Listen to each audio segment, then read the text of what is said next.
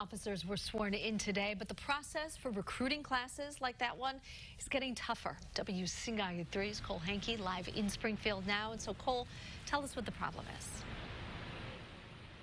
Well, Jennifer, it's all in getting people to sign up. You'd think that training the officers would be the hard part, but I found that isn't the case. These are the 8 new members of the Springfield Police Department. They trained for more than a year. But Chief Kenneth Winslow says finding qualified applicants like these ones is getting more difficult. There's been a change in our society, and when I say that, sometimes law enforcement has been seen in a negative light. And with that, sometimes people don't want to take the risk. That risk is not lost on the new recruits. They knew the circumstances when they signed up, but decided their calling was too important. I think passion is absolutely necessary because when, you're looked down upon or, things get stirred up, and it's maybe going in the negative way, knowing the reason that you joined and that deep passion and heart that pushes you to do what you know you've been called to do. Others saw what their family members experienced and know the job is worth it.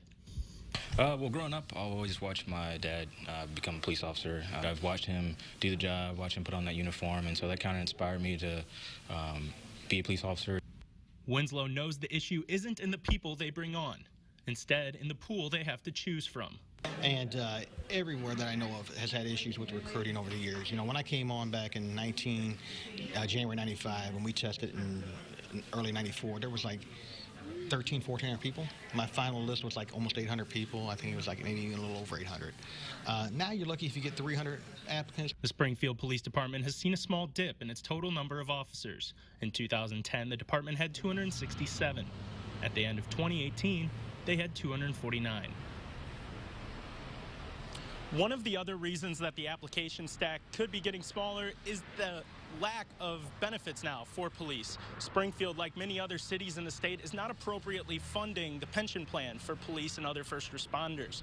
Now, just last night, Springfield did pass a 3% tax on marijuana in the city, and half of that will be going towards police and fire pensions. So they are taking a step in the right direction in that regard. Jennifer? Okay, we'll see if that makes the difference. Thank you. This is the second swearing-in ceremony the city held this year. In total, the city added 20 more officers to the staff. That's the largest number of new hires in more than 5 years.